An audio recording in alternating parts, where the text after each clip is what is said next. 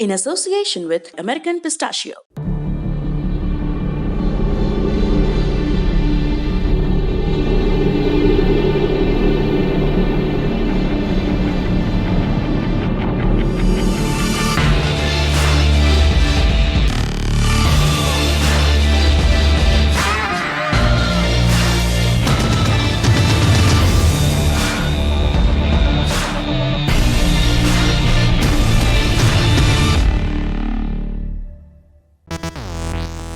नमस्ते, मेरा नाम है लालिमा और आप देख रहे हैं दी लल्लन टॉप। उत्तर प्रदेश का मेरठ शहर 21 अगस्त के दिन यहाँ किताबों के एक गोदाम में यूपी पुलिस और स्पेशल टास्क फोर्स यानी एसटीएफ इनकी संयुक्त टीम ने छापेमारी की।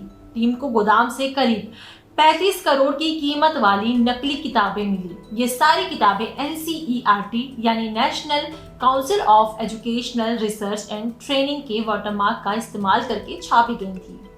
जांच हुई तो NCERT की इन डुप्लीकेट किताबों को छापने वाली प्रिंटिंग प्रेस के बारे में भी पता चला। अमरोहा जिले में भी इस तरह का एक गोदाम मिला। इसमें भी करीब 15 करोड़ की कीमत वाली NCERT की फर्जी किताबें मिली। पुलिस ने एक्शन लिया, 8 लोगों के खिलाफ केस दर्ज किया, 4 आरोपी गिरफ्तार किए जा चुके हैं, 4 फरार हैं। इन आरोपियों में एक बीजेपी नेता संजीव गुप्ता का नाम भी शामिल है। हालांकि खबर सामने आने के बाद पार्टी से उन्हें निलंबित कर दिया गया है। पता चला है कि ये नकली किताबें यूपी ही नहीं, देश के कई इलाकों में सप्लाई की जाती थी। अब ये पूरा मामला है क्या, हम आपको डिटेल में बताते हैं। इंडिया टुडे से जुड़े उस्मान चौधरी ने इस मामले में ज्यादा जानकारी दी। उन्होंने FIR की कॉपी भी हमें मुहैया कराई। FIR के मुताबिक STF की टीम को मेरठ के परतापुर इलाके में अचरोड़ा काशीपुर रोड पर अवैध किताबों के गोदाम होने की जानकारी मिली थी। STF और पुलिस की टीम वहां पहुंची तो देखा कि कई विषयों की स्कूली किताबें वहां पर रखी हुई थी। सभी पर NCERT का लोगो बना हुआ था। 4 वर्कर इन किताबों के बंडल बना रहे थे। वो सभी 400 रुपए प्रतिदिन के हिसाब से वहां पर मजदूरी करते थे। गोदाम के अंदर एक ऑफिस था, उसमें सुपरवाइजर सुनील कुमार मौजूद था। पुलिस ने उससे पूछताछ की तो पता चला कि गोदाम संजीव गुप्ता और सचिन गुप्ता का है। दोनों की दिल्ली रोड पर मोहकमपुर एनक्लेव में एक प्रिंटिंग प्रेस थी, T&H प्रिंटर एंड पब्लिकेशन नाम से। आरोप है कि इस प्रिंटिंग प्रेस में NCERT की किताबों की डुप्लीकेट कॉपी छापी जाती थी। बाद में उन्हें गोदाम भेज दिया जाता था। इस गोदाम से ये किताबें यूपी समेत देश के अन्य राज्यों के दुकानदारों तक पहुंचाई जाती थी। पूछताछ में ये भी पता चला कि अमरोहा के गजरोला में भी संजीव और सचिन की एक प्रिंटिंग प्रेस है, वहां भी डुप्लीकेट किताबें छपती हैं। पुलिस ने मेरठ वाले गोदाम और प्रिंटिंग प्रेस को सील कर दिया। फिर 22 अगस्त की रात को ही अमरोहा में भी छापेमारी की और वहां पर भी जो प्रिंटिंग प्रेस मिली उसे भी सील कर दिया। रिपोर्ट्स के मुताबिक मेरठ की जिस प्रिंटिंग प्रेस में छापेमारी हुई वहां संजीव गुप्ता का एक बड़ा बोर्ड लगा हुआ था। उस पर नाम के नीचे लिखा था मेरठ महानगर बीजेपी उपाध्यक्ष। इसके अलावा बिल्डिंग के अंदर बीजेपी के झंडे भी मिले। छापेमारी और NCERT की फर्जी किताबों की बरामदगी की खबर जब सामने आई तो संजीव को पार्टी से निलंबित कर दिया गया। मेरठ के बीजेपी अध्यक्ष मुकेश सिंघल ने एक स्टेटमेंट जारी किया। उसमें उन्होंने कहा, संजीव गुप्ता मेरठ महानगर बीजेपी उपाध्यक्ष के प्रतिष्ठान पर पुलिस प्रशासन द्वारा छापेमारी करके NCERT की पुस्तकें बरामद करने की जानकारी मिली। समाचार पत्रों में भी ये छपा। इससे पार्टी की छवि खराब हुई। मेरे द्वारा प्रदेश अध्यक्ष जी को पूरे मामले की जानकारी दे दी गई है। पार्टी की छवि को ध्यान में रखते हुए संजीव गुप्ता को तत्काल प्रभाव से पार्टी के समस्त दायित्वों से निलंबित किया जाता है। आरोपियों में एक नाम सचिन गुप्ता का भी है, वो संजीव गुप्ता का भतीजा है।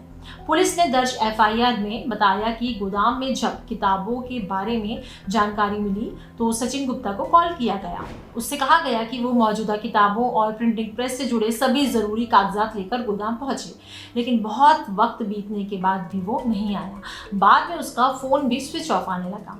संजीव गुप्ता का नंबर भी स्विच ऑफ आया। इसके बाद पुलिस को विश्वास हो गया कि किताबें गलत तरीके से छापी गई हैं।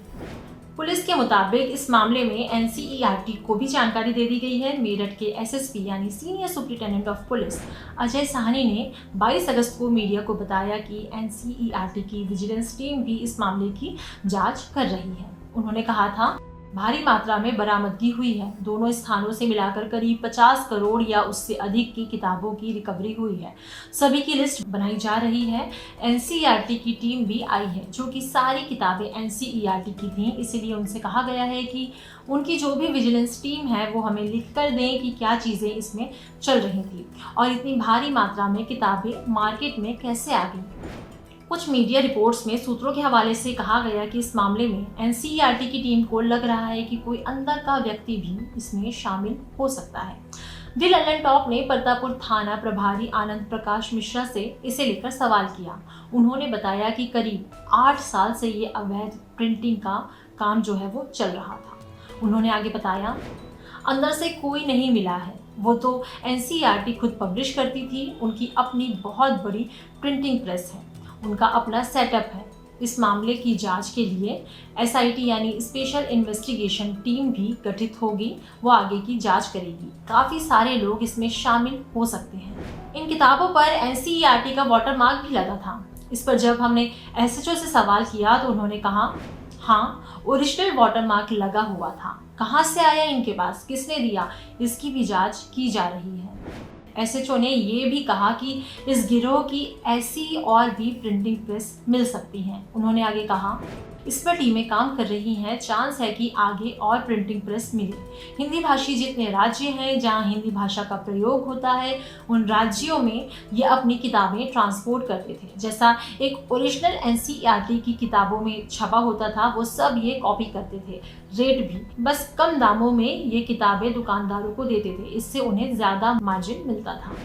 जब एसएचओ से पूछा गया कि क्या इनमें दुकानदार भी लिप्त हो सकते हैं, तो उन्होंने कहा, हाँ बिल्कुल होंगे।